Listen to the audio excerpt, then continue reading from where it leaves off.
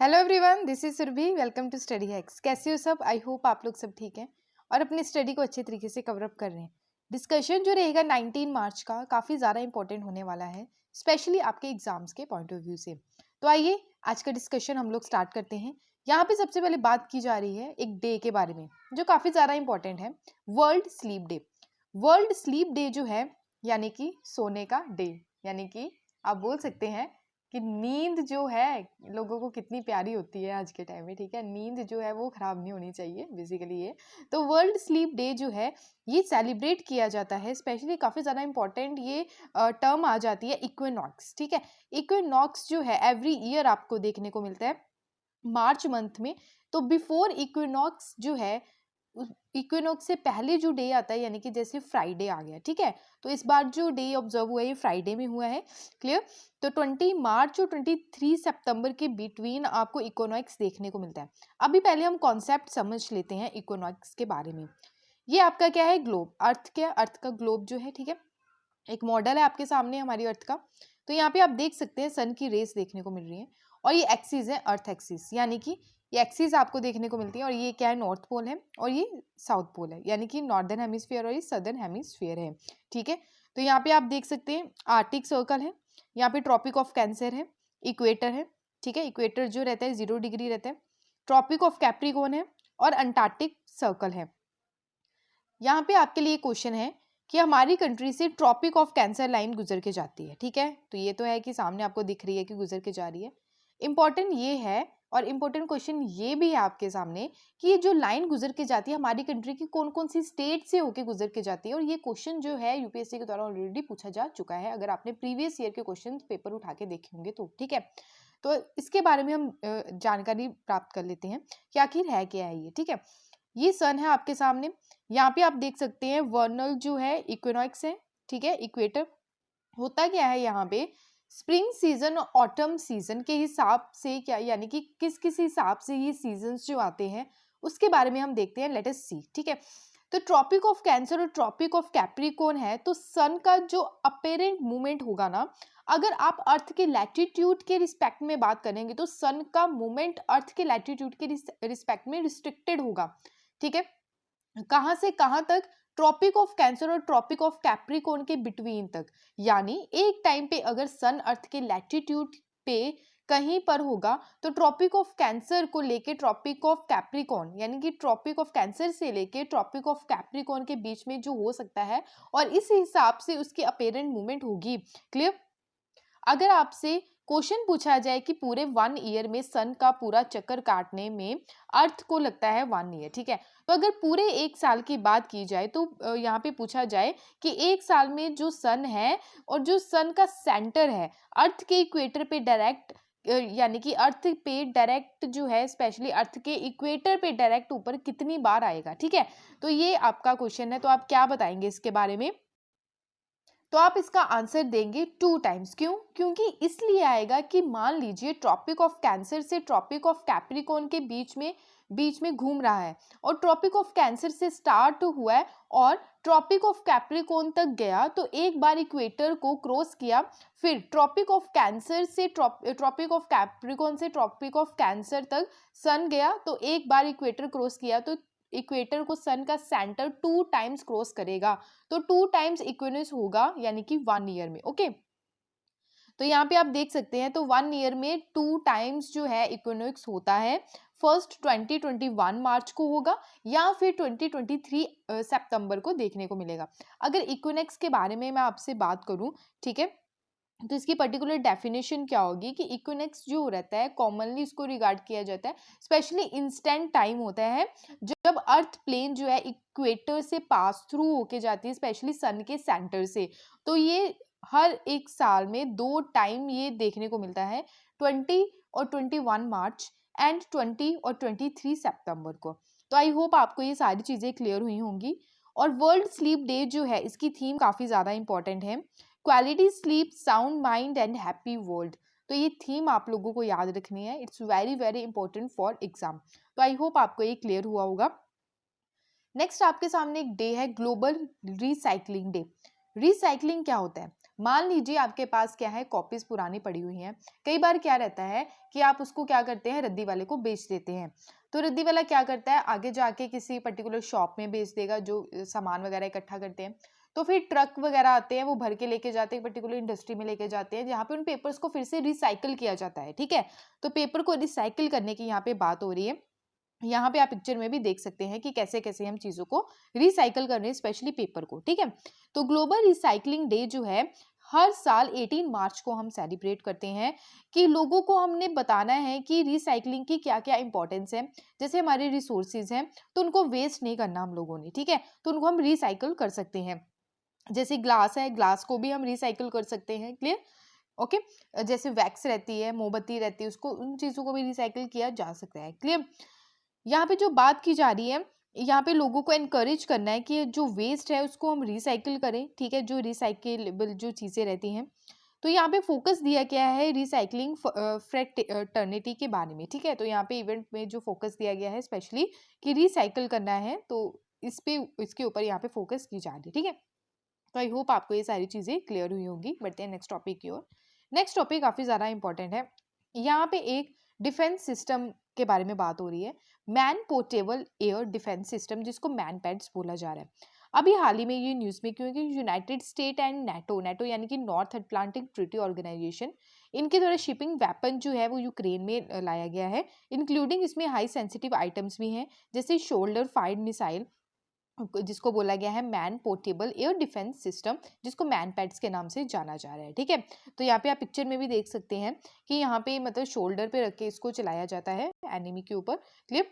तो कंट्रीज जो है, जैसे कि हमारे इंडिया भी है, Pakistan, Germany, UK, Turkey and Israel also use करते हैं मैन पैड डिफेंस एफर्ट्स के लिए। ठीक है, रशिया जो है ये बिगेस्ट एक्सपोर्टर है मैन पैड सिस्टम का, याद रखिएगा, काफी ज्यादा इंपॉर्टेंट है।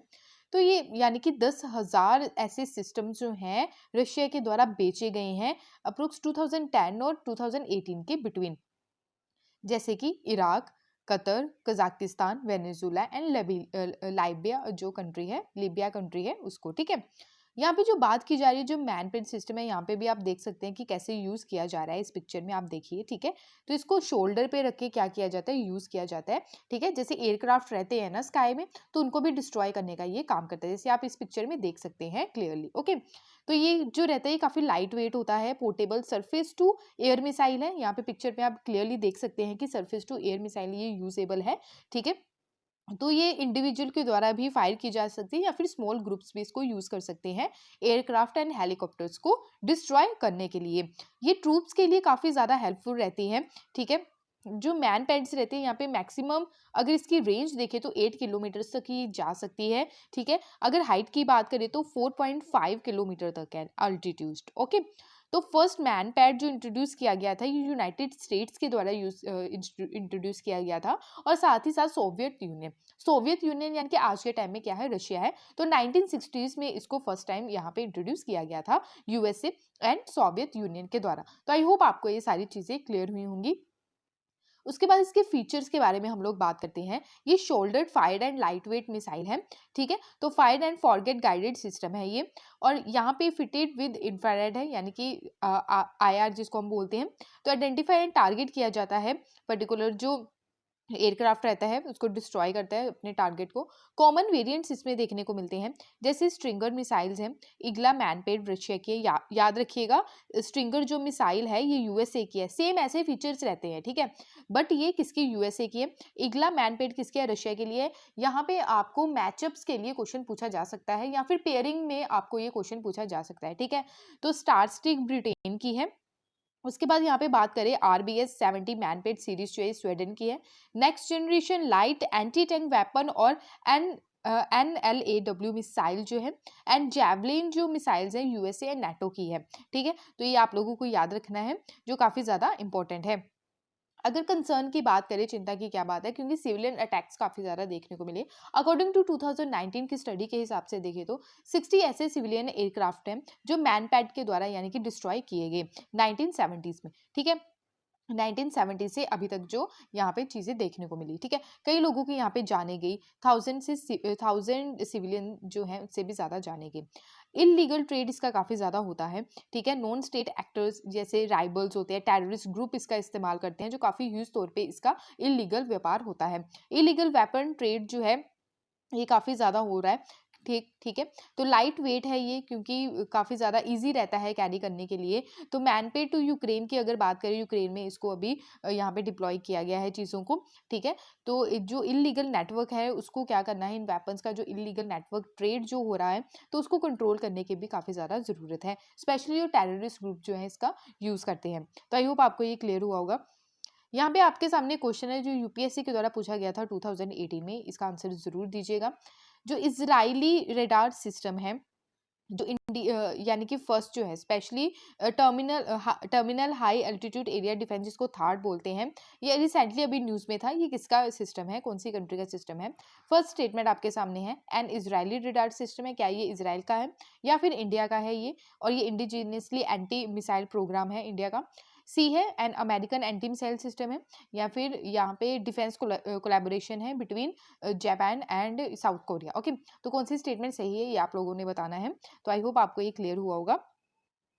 यहाँ पे बात की जा रही है नेटो के बारे में, नेटो का डिस्कशन हुआ था, तो नेटो के बारे में हम जान लेते हैं, जो काफ़ी ज़्यादा इंपॉर्टेंट है। बैकग्राउंड डिस्कशन अच्छी रहती है और साथ ही साथ चीज़ें जो है काफ़ी आपको डीपली समझ में आती है और क्वेश्चन भी यहाँ से ही बनते हैं।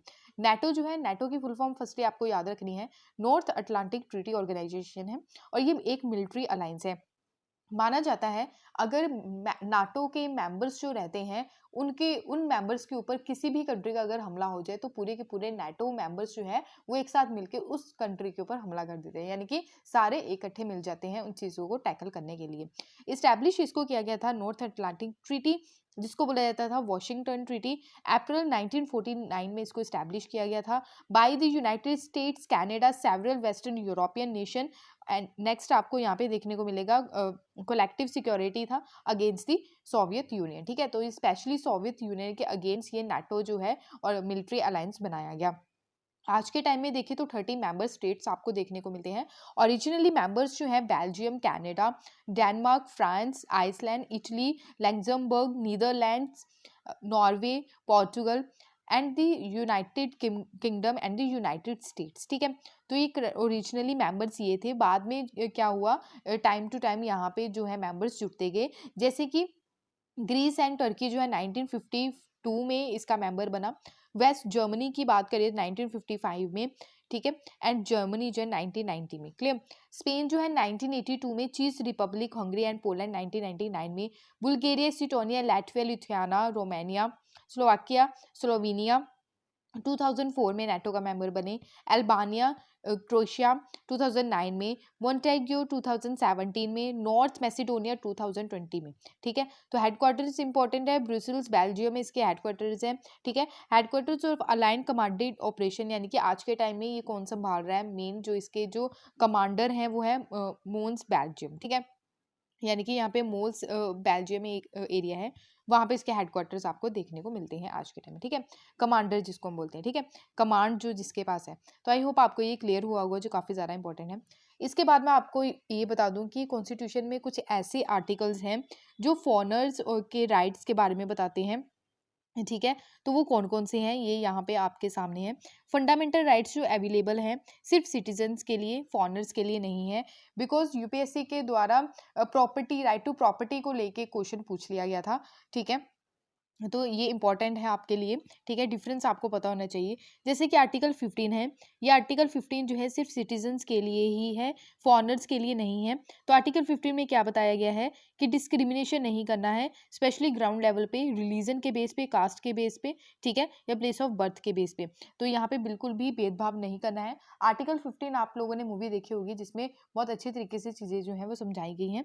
आर्टिकल 16 जो है यहाँ पे बात की जा रही है कि इक्वल अपॉर्चुनिटी देनी है, स्पेशली पब्लिक एम्प्लॉयमेंट में। आर्टिकल 19 जो है प्रोटेक्शन है, 6 राइट्स जो यहाँ पे दे रखे हैं, स्पीच एंड एक्सप्रेशन हो गया, ठीक है, असेंबली क्रिएट करना, एसोसिएशन, मूवमेंट या रेजिडेंस एंड प्रोफेशन की बात की जाती है। आर्टिकल 29 में यहाँ पे बोला गया है कि प्रोटेक्ट करना स्पेशली लैंग्वेज को, स्क्रिप्ट एंड कल्चर जो है ऑफ माइनॉरिटीज़, ठीक है। आज के टाइम में हमारी कंट्री में 6 माइनॉरिटीज़ हैं, तो वो 6 माइनॉरिटीज़ कौन कौन सी है ये आपका होमवर्क है। तो बहुत बार मैंने लेक्चर में बताया आपको, तो प्लीज़ आप लोग इसका आंसर ज़रूर दीजिएगा। आर्टिकल 30 जो है यहाँ पे बात करता है राइट ऑफ माइनॉरिटीज़ की, इस्टेब्लिश कर सकते हैं वो अपने एजुकेशनल इंस्टीट्यूशंस, ठीक है, आर्टिकल 30 के हिसाब से। तो 15, 16, 19, 29, 30 आर्टिकल्स जो हैं फंडामेंटल राइट में, तो ये सिर्फ और सिर्फ किसके लिए है, ये इंडियन सिटीजन्स के लिए है, फॉरेनर्स के लिए नहीं है। अब यहाँ पे बात की जा रही है वो आर्टिकल्स जो अवेलेबल है सिटीजन्स के लिए भी और फॉरेनर्स के लिए भी, ठीक है। किसको छोड़ के, एनिमी एलियंस को छोड़ के। एनिमी एलियंस यानी कि जैसे पाकिस्तान से क्या आते हैं, टेररिस्ट अटैक करते हैं हमारी कंट्री में, ठीक है, तो कुछ वो टेररिस्ट क्या करते हैं, पकड़े जाते हैं हमारी आर्मी के द्वारा, तो वो क्या हो गए, वो हो गए एनिमी एलियंस, ठीक है। यहाँ पे बात की जा रही है आर्टिकल 14 के बारे में। आर्टिकल 14 क्या बोलता है कि equality before law and equal protection of law. तो आर्टिकल 14 जो है ये सिर्फ किसके लिए अवेलेबल है, ये बोथ सिटीजन्स के लिए भी है और फॉरनर्स के लिए भी है। आर्टिकल 20 की बात करें जो काफ़ी ज़्यादा इंपॉर्टेंट है, यहाँ पे ऑफेंसेस की बात की जाती है, protection in respect of conviction of for offences. यहाँ पे ये बात की गई है स्पेशली जिन्होंने क्राइम किया है उनके भी कुछ राइट हैं, ठीक है, हमारी कंट्री में। टू अगर आर्टिकल 21 की बात करें, इसमें राइट टू प्राइवेसी के बारे में भी बात की जाती है। यहाँ पे प्रोटेक्शन ऑफ लाइफ के बारे में बात की जाती है जो फॉरनर्स के लिए भी अवेलेबल है और इंडियन सिटीजन्स के लिए भी।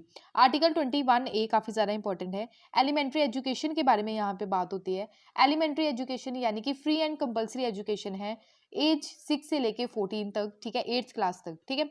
तो यहाँ पे बात की जा रही है article 21A। Article 21A amendment करके हमारे कॉन्स्टिट्यूशन में ऐड ऑन किया गया।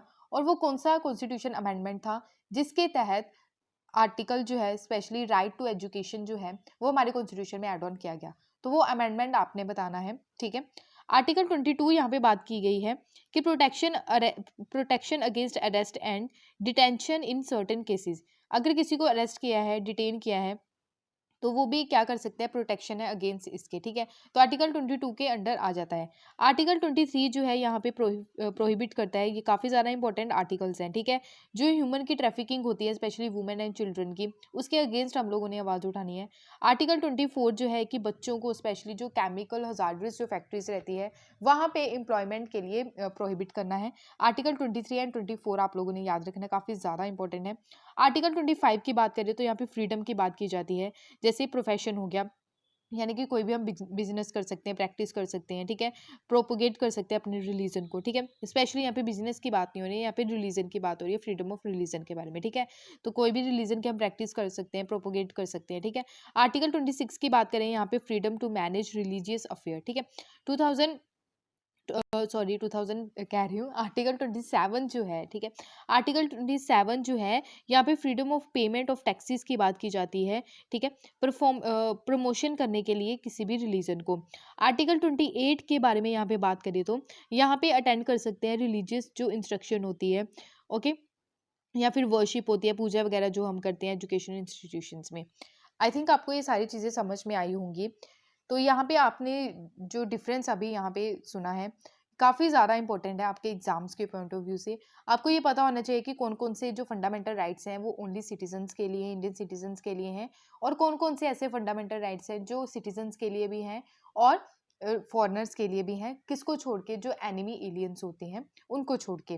तो आई होप आपको ये सारी चीज़ें क्लियर हुई होंगी। अगर आपको इसके बारे में डिटेल में जानकारी चाहिए तो पॉलिटी के लेक्चर है फंडामेंटल राइट्स से रिलेटेड, आपका एक लास्ट लेक्चर बचा है इसका, तो उसको भी मैं टाइम पे कवर कर लूँगी। तो आई होप आपको ये क्लियर हुआ होगा। उसके अलावा आपके सामने एक क्वेश्चन है, इसका आंसर आप ज़रूर दीजिएगा। क्वेश्चन आपके सामने ये है कि राइट टू प्राइवेसी जो है इंटरेस्टिंग पार्ट है किसका, right to life and personal liberty का। तो हमारे कॉन्स्टिट्यूशन ऑफ इंडिया के हिसाब से कौन सा सही है स्टेटमेंट, ये आप लोगों ने बताना है। 2018 में ये क्वेश्चन पूछा गया था। आर्टिकल 14 फर्स्ट स्टेटमेंट जो है, आर्टिकल 14 क्या बोलता है, इसके अंडर प्रोविजंस रखे गए हैं 42nd अमेंडमेंट के तहत कॉन्स्टिट्यूशन में।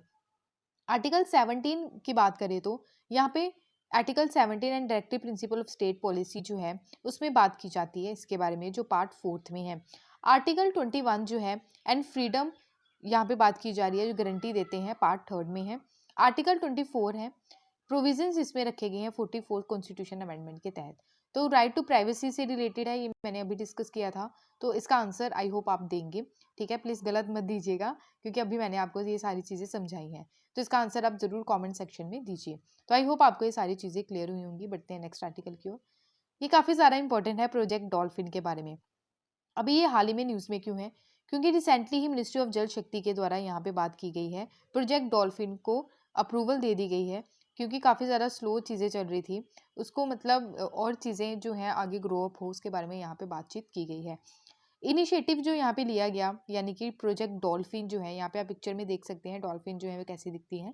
तो ये काफ़ी ज़्यादा इंपॉर्टेंट होती है अगर रिवर की में जो गंदगी रहती है उसको साफ करने के लिए। क्लियर? यानी कि रिवर को क्लीन करने में ये काफ़ी ज़्यादा इंपॉर्टेंट रहती है, उसके रिवर के एनवायरनमेंट को सही रखने के लिए काफ़ी ज़्यादा इंपॉर्टेंट होती है। तो ये जो है इसको अप्रूव किया गया था 2019 में। फर्स्ट मीटिंग जो इसकी देखने को मिली वो नेशनल गंगा काउंसिल जब मीटिंग हुई थी उसमें इसको अनाउंस किया गया था प्रोजेक्ट डॉल्फिन को। और ये मीटिंग जो हेड की गई थी प्राइम मिनिस्टर ऑफ इंडिया के द्वारा की गई थी।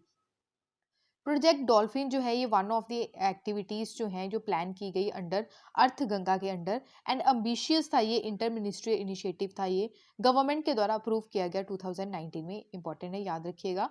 तो प्रोजेक्ट डॉल्फिन जो है आने वाले टाइम में इस प्रोजेक्ट को प्रोजेक्ट टाइगर के तहत, जैसे प्रोजेक्ट टाइगर लेके चला गया वैसे ही प्रोजेक्ट डॉल्फिन को लेके चला जाएगा, ताकि डॉल्फिन की जो पॉपुलेशन है उसको इंक्रीज किया जा सके, जैसे टाइगर की पॉपुलेशन को इंक्रीज किया गया है। आज के टाइम में हमारी कंट्री में कौन सी ऐसी स्टेट है जहाँ पे सबसे ज़्यादा टाइगर की पॉपुलेशन पाई जाती है, ये आप लोगों को बताना है। ठीक है, कॉमेंट सेक्शन में प्लीज़ इसका आंसर ज़रूर दीजिएगा। और ये इम्प्लीमेंट किसके द्वारा किया जाएगा? Ministry of environment, forest and climate change के द्वारा किया जाएगा। तो आई होप आपको इतना क्लियर हुआ होगा। उसके अलावा यहाँ पे बात करें, स्पेशल कंजर्वेशन प्रोग्राम है जो गंगा जो डॉल्फिन है उनके लिए लिया गया है। तो नेशनल एक्वेटिक एनिमल है हमारी कंट्री का, याद रखिएगा इसको कि नेशनल एक्वेटिक एनिमल कौन सा है हमारी कंट्री का, वो है डॉल्फिन। क्लियर? जिसको गैंगेटिक डॉल्फिन के नाम से जाना जाता है। और ये स्पीसीज जो है डॉल्फिन की, ये काफ़ी ज़्यादा इंपॉर्टेंट है रिवर गंगा को। ठीक है, इसको स्पेशली रिवर गंगा का जो इन्वायरमेंट है उसको सही रखने के लिए। गंगेटिक डॉल्फिन जो है ये टॉप फूड चेन है, protecting the species and the habitat will be ensure conservation of aquatic lives in the river. तो नेशनल मिशन जो है गंगा का, क्लीन गंगा का, उसके तहत इसको इम्प्लीमेंट किया जाएगा। और ये फ्लैगशिप स्कीम जो है नमामि गंगे, तो उसमें भी इसको इंक्लूड किया गया है कि सम इनिशिएटिव लिए जाएंगे डॉल्फिन्स को सेव करने के लिए। राइन एक्शन प्लान 1987 में आया, और ये international commission for the protection of the Rhine, ठीक है, उसके द्वारा इसको लाया गया। और ये रिप्रेजेंट किया गया कौन कौन सी कंट्रीज के द्वारा? वो था Switzerland, France, Germany, Luxembourg and Netherland के द्वारा, ताकि कंजर्व किया जा सके जो सैल्मन फिश है। ठीक है, तो ये काफ़ी ज़्यादा इंपॉर्टेंट इंडिकेटेड स्पीसीज है जो इंपॉर्टेंट रहती है रिवर्स के लिए। तो आई होप आपको ये सारी चीज़ें क्लियर हुई होंगी। उसके अलावा यहाँ पे बात करें डॉल्फिन के बारे में, की रिलेटेड पॉइंट है, यानी कि की पॉइंट्स हैं related to Gangetic dolphin. Gangetic dolphin का साइंटिफिक नाम क्या है? वो है प्लांटिस्टिया गैंगेटिका एंड गैंगेटिका। डिस्कवरी इसकी की गई थी 1801 में, काफ़ी साल पहले। हैबिटेट इसकी बात करें तो गंगास, ब्रह्मपुत्रा, मेघना एंड कर्णपुली, शेंगू रिवर, जो यहाँ पे सिस्टम देखने को मिलता है नेपाल, इंडिया और बांग्लादेश में। क्लियर? तो बांग्लादेश से ही सारी रिवर्स जो है ये गुजर के जाती हैं। जो गंगा रिवर डॉल्फिन है ये ओनली फ्रेश वाटर रिवर में पाई जाती है। फ्रेश वाटर यानी कि जहाँ पे सॉल्ट ना हो जिस रिवर में। क्लियर? जैसे सॉल्ट आपको ओशंस में देखने को मिलता है, फ्रेश वाटर वही है, यहाँ पे सॉल्ट की कंटेंटेंसी ना हो। क्लियर? ये इनिशियली क्या होती है? ब्लाइंड होती है। Hunt by emitting ultrasonic sounds के तहत ये क्या करती हैं? चीज़ों को सुनती हैं। बाउंसेस ऑफ फिश, यहाँ पे आप देख सकते हैं इस पिक्चर में, ये क्या करती है? बाउंस करती है यहाँ पे। क्लियर? तो यहाँ पे क्या रहता है? अल्ट्रासाउंड जो वेव से रहती है उन चीज़ों को सुनती है, उसकी वजह से ये क्या कर सकती है? इंडिकेटर इनको देखने को मिलता है। क्लियर? तो इनको क्या बोला जाता है? इनको सुसु के नाम से भी जाना जाता है। क्लियर? तो ये क्या करते हैं? अदर प्रे जो है, प्रे यानी कि जो शिकार रहता है फिश का, तो ये क्या करते हैं? See an image their mind, यानी कि जब इनको साउंड आता है कि कोई चीज़ आसपास है तो अपने माइंड में उस चीज़ की इमेज बना लेती है, तो फिर उसका शिकार करती है। ठीक है, तो प्रे क्या होता है? शिकार होता है। और प्रीडेटर क्या होता है? शिकारी होता है। तो ये चीज़ आप लोगों ने याद रखना है। पॉपुलेशन की अगर बात करें डॉल्फिन की, तो ग्लोबल पॉपुलेशन जो है इन स्पीसीज की एस्टिमेट लगाया जा रहा है कि 4000 है। नियरली यहाँ पे 80% पाई जाती है हमारी कंट्री में, इंडियन सब कॉन्टिनेंट में। अगर बात करें ये काफ़ी ज़्यादा हेल्थी रहती हैं एंटायर रिवर इकोसिस्टम के लिए। थ्रेट की अगर बात करें तो काफ़ी ज़्यादा थ्रेटेड देखने को मिलता है डॉल्फिन्स का। यहाँ पे रिवर्स में जब फिशेस को पकड़ा जाता है ट्रॉलर्स के थ्रू, उसकी वजह से भी कई ज़्यादा यहाँ पे फिशेस की जान जाती हैं। और यहाँ पे इलीगल ट्रेड भी होता है जिसको यहाँ पे रोकने की काफ़ी ज़्यादा ज़रूरत है। तो आई होप आपको ये क्लियर हुआ होगा। पोल्यूशन की बात करें तो पोल्यूशन की वजह से भी यहाँ पे जो डॉल्फिन्स हैं उनकी जाने जाती हैं। जैसे इंडस्ट्रियल का पोल्यूशन होता है, एग्रीकल्चर पोल्यूशन, ह्यूमन पोल्यूशन काफ़ी ज़्यादा फैलाते हैं जो पॉलीथीन वगैरह डंप कर दिए जाते हैं रिवर्स में। डैम की बात करें, जब डैम को बनाया जाता है या फिर अदर जो इरिगेशन जो रिलेटेड प्रोजेक्ट्स रहते हैं, उसकी वजह से भी जो है यहाँ पे डॉल्फिन्स की जाने जाती हैं। डॉल्फिन्स जो है below the dam threaten by the heavy pollution and increase जो हो रहा है फिशिंग एक्टिविटीज़ और ट्रैफिकिंग, इनकी जो स्पेशली वेसल ट्रैफिक जो देखने को मिलता है, उसकी वजह से भी काफ़ी ज़्यादा इनकी जो है प्रजाति जो है वो ख़त्म हो रही है। तो इन सब चीज़ों को कंट्रोल करने की काफ़ी ज़्यादा ज़रूरत है। क्लियर। और यहाँ पे काफ़ी डैम्स जब बनाए जाते हैं, जब डैम्स यहाँ पे कंस्ट्रक्ट करवाए जाते हैं, तो इनका जो फूड रहता है उसके लिए इनको क्या करना पड़ता है, ये माइग्रेट होती है, यानी कि एक जगह से दूसरी जगह जाती है। ब्रीडिंग साइकिल जो है उनके लिए काफ़ी ज़्यादा टफ हो जाता है फिश एंड अदर प्रे के लिए। कंजर्वेशन स्टेटस की बात करें, यहाँ पे जो बात की गई है, Indian wild life protection act 1972 के तहत शेड्यूल फर्स्ट में रखा गया है। International union for conservation of nature IUCN की बात करें तो इंडेंजर कैटेगरी में रखा गया है इसको। कंजर्वेशन और international trade in endangered species cities, जिसको हम बोलते हैं अपेंडिक्स फर्स्ट में रखा गया है, जो मोस्ट एंडेंजर्ड है। Convention on migratory species appendix second, migratory species that need conservation and management or would significantly benefit from international corporation. तो आई होप आपको ये सारी चीज़ें क्लियर हुई होंगी। उसके अलावा यहाँ पे बात करें कि अदर स्टेप जो हमारी कंट्री के द्वारा उठाए गए हैं, नेशनल डॉल्फिन रिसर्च सेंटर बनाया गया।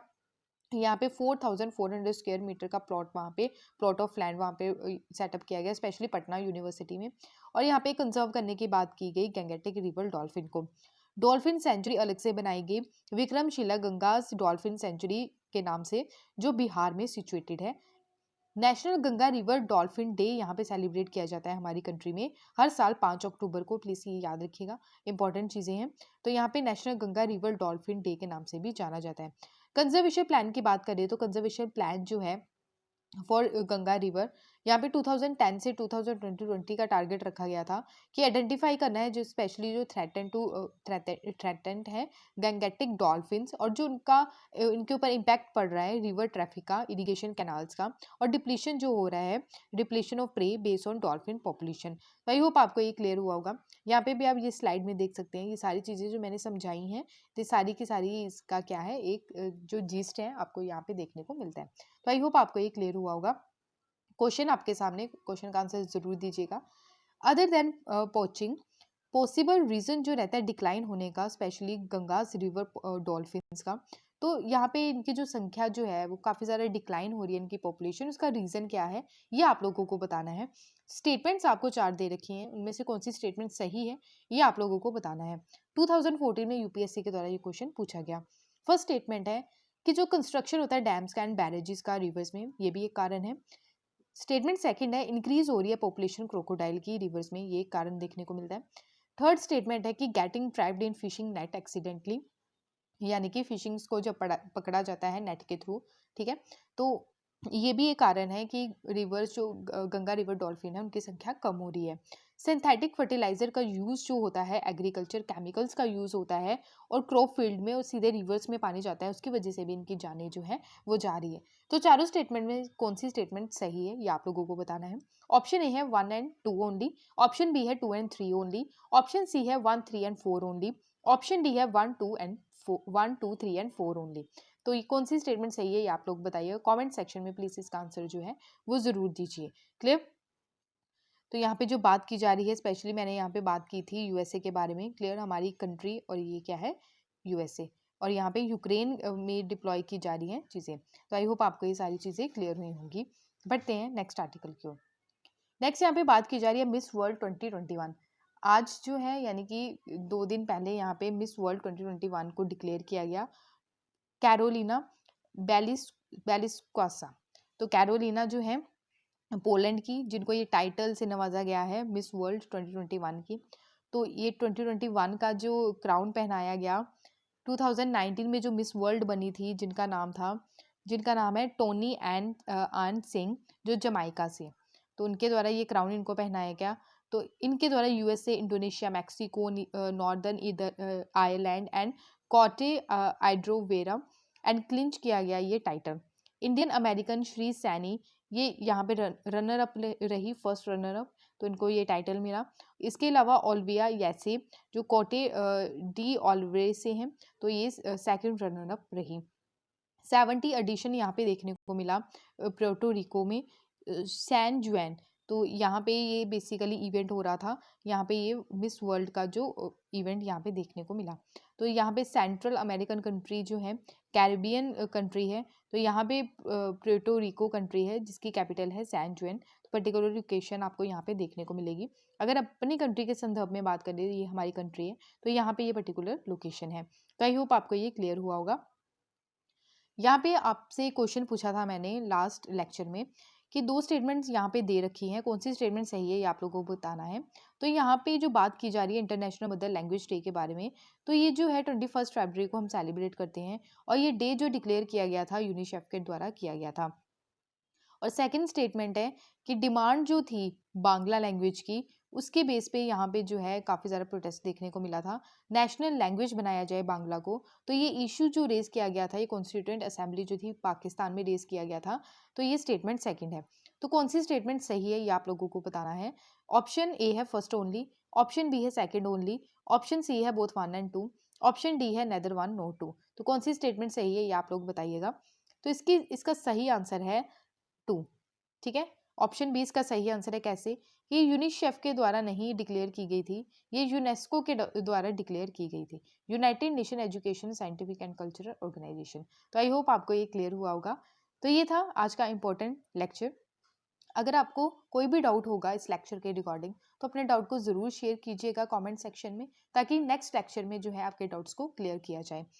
इसकी पीडीएफ आपको टेलीग्राम पे मिल जाएगी, इंस्टाग्राम पे भी आप फॉलो कर सकते हैं।